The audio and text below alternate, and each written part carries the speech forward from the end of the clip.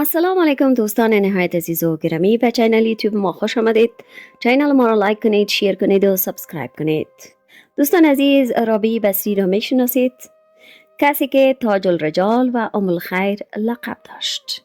رابعه بصری یکی از زنان متصوف است که در سیر تاریخ از بسیاری مشایخ معاصر پیشی گرفته بود. بسیاری از بزرگان صوفیه او را تاج الرجال نامیدند. او یک زن نبود بلکه 100 مرد بود. از قدم تا فرق درد بود. پدر و مادر رابعه پرهیزگار و خداپرست بودند و رابعه طفل چهارمشان بود. آن شب که رابعه به دنیا آمد، روغن نبود که نافش را چرب می کردند و چراغ هم نبود که روشن می کردند. مادر رابعه شوهرش را گفت: برو از همسایه روغن و چراغ طلب کن. پدر رابعه عهد نموده بود که از مخلوق خدا چیزی نخواهد. از خانه برآمد و در کنار راه به خواب رفت. در خواب رسول اکرم صلی الله علیه و سلم را دید. گفت: غمگین مشو، نزد عیسی رادان برو که امیر بصره است. برایش بگو که رسول خدا سلام میگوید. بگو که هر شب 100 بار درود میفرستادی. چند شب شده که درود شما برایم نرسیده است و کفاره آن را 400 دینار بده. پدر رابعه از خواب بیدار شده فوراً موضوع را به کاغذ نوشت و برای عیسی رادان فرستاد. وقتی که پیغام رسول خدا برای امیر بصره رسید، گریه نموده فرمود که 10,000 درم شکرانه فرستادن سلام رسول خدا را بدهید و برای پدر رابعه گفت که به خاطر آوردن پیغام رسول خدا میخواهم خودم نزد شما بیایم و احترام بجا کنم. هر چیزی ضرورت داشتید به کمال اخلاص ادا نموده اخلاص نمایم. رابعه شب در نماز بود. دزد آمد چادر قیمت بهای او را دزدید، اما دروازه را نیافت تا بیرون برآید. چند مرتبه این عمل را تکرار کرد تا اینکه آواز غیبی شنید که می گفت هر کس به ذکر ما مصروف باشد امنیت او تأمین است. دزد مذکور توبه کرده مخلص رابعه گردید. رابعه روز روزه می گرفت و شب به قیام بود. به مکه معظمه و مدینه منوره نیز مشرف شد. همیشه در مجالس وعظ حسن بصری رحمت الله علیه می رفت و گریه می کرد. وقتی به کعبه می رفت، خانه کعبه به استقبالش می آمد و می گفت: مرا رب بیت می باید، کعبه را چی کنم؟ رابعه به زنان مسلمان وصیت کرده است که همیشه صادق باشند، به ذکر الله متعال مصروف باشند و اولاد اهل و صالح تربیه کنند و به جامعه تقدیم کنند تا چراغ دین اسلام تا قیامت روشن باشد.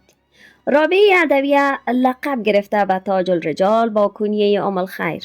در سال 713 میلادی که مصادف می شود به 95 قمری و در سال 180 قمری وفات کرده است. او دختر اسماعیل ادوی قیسی بود. نام او را از این خاطر رابعه گذاشتند که فرزند چهارم خانواده بود. رابعه یکی از کسان است که فریدالدین عطار در کتاب تذکرة الاولیایش از او یاد کرده است. رابعه صوفی بود، ربوده جذبات الهی و در طریقت جذبهش بر سلوک غلبه داشت. او طبع شاعری هم داشت و اشعارش در عشق و در وصف خداوند سروده شده است. وی را با صوفیان چون حسن بصری، ابراهیم ادهم، صفیان سوری و مالک دینار همدوره دانستند. اما همدوره بودن و شاید دیدار رابعه بصری با حسن بصری قابل تردید است، زیرا حسن بصری در سال 110 هجری وفات کرده است. در باره رابعه حرفهای زیادی بیان شده است. میگویند روز حسن بصری و رابعه در کنار دریا نشسته بودند. شیخ حسن بصری برای امتحان کردن رابعه جای نماز را بر روی آب پهن کرد و گفت: بیا تا با هم 2 رکعت نماز روی آب بخوانیم. رابعه هم جای نماز را گرفت و روی هوا پهن کرد و گفت: ای حسن، بیا تا 2 رکعت نماز را با هم در آسمان بخوانیم. ای حسن، مواظب خودت باش که مغرور نشوی. داشتن کرامت خیلی مهم نیست، چرا که این کار را ماهی هر لحظه انجام می دهد و این کار را مگس هم انجام می دهد. روایت است شب مردی برای دزدی وارد خانه رابعه می شود و تمام خانه را می گردد ولی هیچ چیز را نمی یابد. پس می رود. رابعه که او را می بیند به او می گوید: چرا می روی؟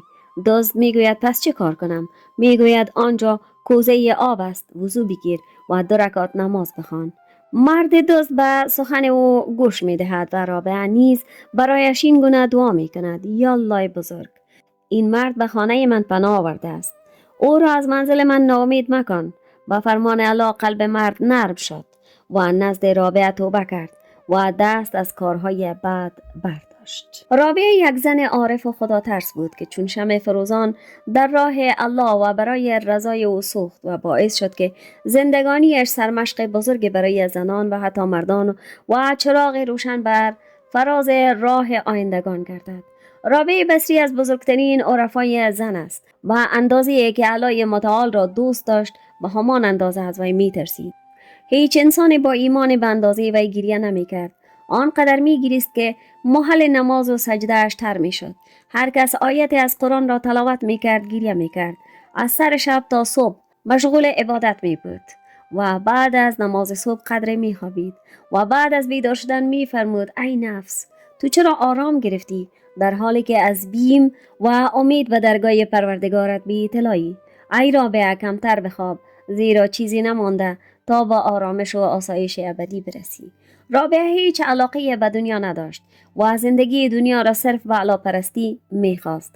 نقل قول است مرد 40 دینار را به رابعه فرستاد تا در امور زندگانیش خرج کند.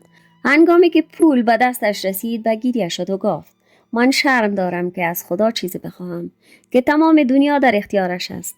چگونه این پول را از کسی قبول کنم که هیچ چیز ندارد؟ همیشه میگفت کسی که الله را دوست داشته باشد و عاشق خدا باشد مدام در گریه و زاری است تا به معشوقش برسد و آرام گیرد. میگفت همان طوری که بدیهایتان را از مردم پنهان میکنید نیکیهایتان را هم پنهان کنید. اگر کسی نزدش از کارهای دنیا یاد میکرد میگفت در قلبت عشق دنیا ریشه دوانده. هر کسی از هر چیزی که به قلبش نزدیکتر باشد از آن یاد میکند. روایت از شخص ظالم رابعه را به بردگی گرفت و سپس او را به قیمت اندک 6 درم فروخت و در این مدت وی را خیلی اذیت و آزار داد و کارهای خیلی سختی را بالایش میکرد.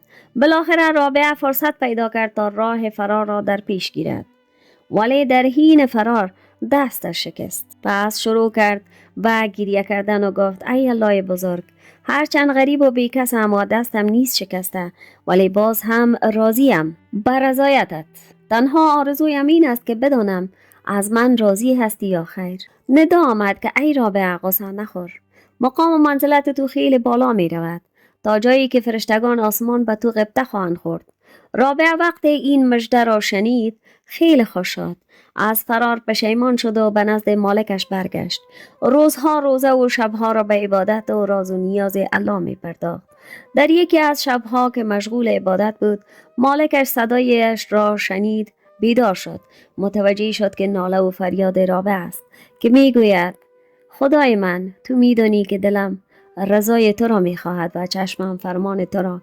اگر اختیار در دست خودم می بود ساعتی را بدون خدمت کردن به تو سپری نمی کردم ولی تو مرا اسیر یکی از بندگان خود کرده ای. مالک دید که اتاق او بدون این که چراغ در آن روشن باشد مثل روز روشن است. صبح که شد رابعه را صدا زد و از آنچه شب دیده بود و شنیده بود برایش گفت و آینده درخشانی را برایش پیش بینی کرد و به او گفت از این لحظه به بعد آزادی و اختیار دست خودت است. اگر دوست داری با من بمان برایت تعهد می دهم تا از تو نگهداری کنم و اگر می خواهی به جای دیگری بروی برو. تصمیم به دست خودت است. رابعه آنجا را ترک کرد و رفت و شروع کرد به عبادت و یکتاپرستی. روزی رابعه از پهلوی مردی می گذشت که مشغول پختن کباب بود. کنار او ایستاده و شروع کرد به گریه کردن. آن مرد با خود گفت شاید این خانم دلش کباب شده و گریه می کند. چند سیخ کباب را برداشت و نزد او رفت. سلام کرد و گفت بفرما نوش جان کن.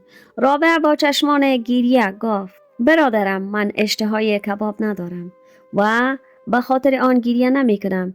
برای این گریه می کنم که این حیوان پس از ذبح بدون جان در آتش کباب می شود.